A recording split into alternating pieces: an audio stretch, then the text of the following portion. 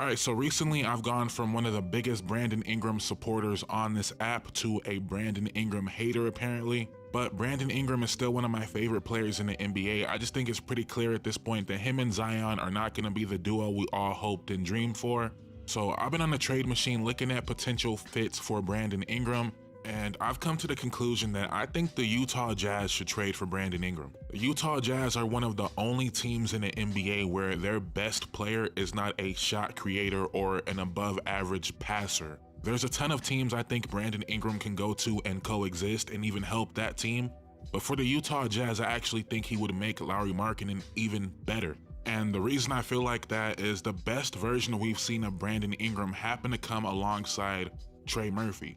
When it was Brandon Ingram, Trey Murphy, Jonas Valanciunas, that's when we seen the best version of Brandon Ingram. And Brandon Ingram, Lauri Markkanen, and Walker Kessler would be that on steroids. And I understand if you guys don't watch Pelicans basketball, you probably don't understand how good Trey Murphy is, even though he's having a bit of a down season, working his way back from injury. But last season, you guys know, Lauri Markkanen became the only player in NBA history to have 200 threes and 100 dunks in the same season. Also last year, Trey Murphy had 202 threes and 85 dunks. I don't think it's far-fetched to say Trey Murphy's gonna join that club pretty soon in his career. I'm not saying he's gonna be as good as Lauri Markkanen, but I'm saying they're similar players, and Trey Murphy did that in only 31 minutes per game. And at the end of last season, when Trey Murphy really emerged, averaging 20 points over the last 20 games of the season, we seen the best version of Brandon Ingram. He averaged 27 points, 7 assists, and 6 boards in those 20 games. And in the last 12 games, they finished out that season 9-3. I know Lauri Markkanen and Brandon Ingram doesn't sound like the sexiest duo, but it's a duo that complements each other, and a lot of times that's what's really more important. On paper, Brandon Ingram and Zion Williamson should be a better duo, but they don't make each other better. Lauri Markkanen and Brandon Ingram would definitely make each other better. And the reason I feel like this is a real possibility is because what we just seen with the Pascal Siakam trade. They got Bruce Brown and 3 first-round picks, 3 mediocre at best first-round picks for Pascal Siakam. And Pascal Siakam is about to get a max extension. A lot of people feel like Pascal's not worth that extension, but he's worth that because he's paired with a player he fits with in Tyrese Halliburton. He's also worth it for the Pacers because the Pacers don't ever get free agents. Who's the last amazing free agent to sign with the Indiana Pacers? So the Pacers felt comfortable giving up 3 first-round picks and overpaying, quote-unquote, overpaying a max deal for Siakam, because he fit with their guy, and who else are they gonna get? And Brandon Ingram, I feel like it's similar. Brandon Ingram wants a max extension. I'm not sure who's giving Brandon Ingram a max, but a team like the Utah Jazz, where Brandon Ingram fits with their best player, Brandon Ingram is a very talented player that they probably wouldn't be able to sign in free agency. That's a team that can look at Brandon Ingram and say, you know what, he's worth the max for us. The Raptors looked at their situation, they looked at Scottie Barnes and said, you know what, Pascal's not really worth the max for us building around Scottie.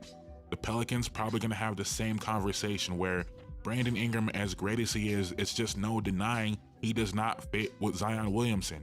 So why are we going to max out a guy to play with the guy we don't think fit? It just doesn't make a lot of sense. So if the Pelicans got a similar deal to the one the Raptors just got, I know a lot of fans would probably be upset about that. But if they got Colin Sexton, Kelly Olynyk, 3 first-round picks, probably 2 first-round picks, that might seem like not a lot. I think that's a fine deal. I think Kelly Olynyk is a perfect fit next to Zion. He's a real shooter, not like Jonas Valanciunas, who, shout out to him, but he just shoots threes occasionally. Kelly Olynyk is actually a shooter. If you can extend him, I think that's a fine deal to get. Colin Sexton, not the answer, but he's someone that you can keep along. He's on a good deal, and you get the first-round picks to potentially attach him for the next big deal. I think that's a fine deal for the Pelicans. But fans will look at it and say, you're trading Brandon Ingram for Colin Sexton. It's not that. It's about building your team. It's never in a vacuum like that, as I always try to stress to you guys. If you're asking me, do I want Colin Sexton and Kelly Olynyk over Brandon Ingram in general? No. But if I'm the Pelicans, I can see how that pivot would make sense to get those picks and gear up for the next superstar. But this is not a Pelicans video. Let's focus on the Utah Jazz and why it maybe makes sense for them. I already spoke about his fit with Lauri Markkanen. I spoke about the fact that they're not going to get any star free agents in all likelihood. But another reason is this is not even really a swing for the fences if you're the Utah Jazz.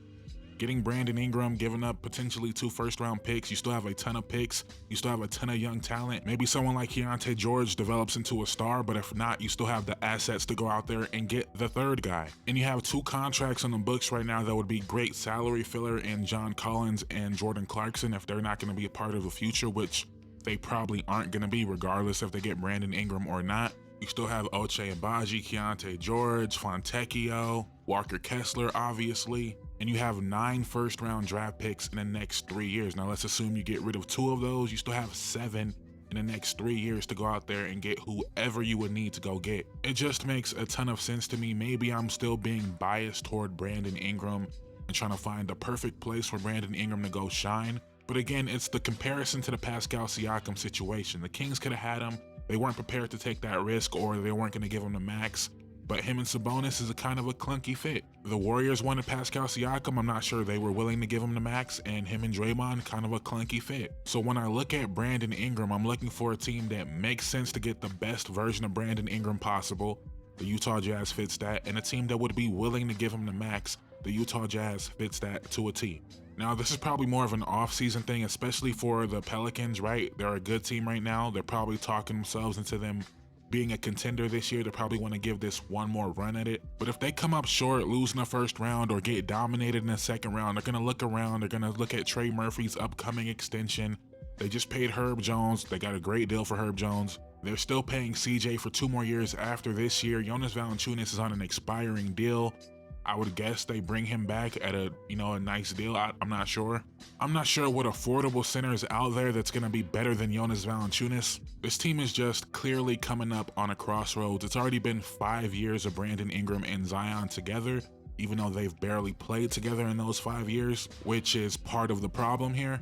But like I said, this is more than likely an off-season thing. I guess it all depends how the Pelicans feel about where they are right now. If they truly believe there's some contending team, which I don't know any Pelicans fan that truly believes that. As long as we see Brandon Ingram and Zion Williamson are not this elite duo together, that's the only way you would actually believe in this team. If you felt like that duo was going to get it done together, and you've seen nothing to give you that feeling. Even though they're a winning team, they feel like they're a winning team in spite of that duo not really playing together. So if they're tricking themselves into believing this is some real championship contending team, and I hope I'm wrong, maybe I'm wrong, Brandon Ingram, Zion Williamson, just turn it up in the playoffs. They decide, you know what, it's you and me. We're Shaq and Kobe right now. It's you and me.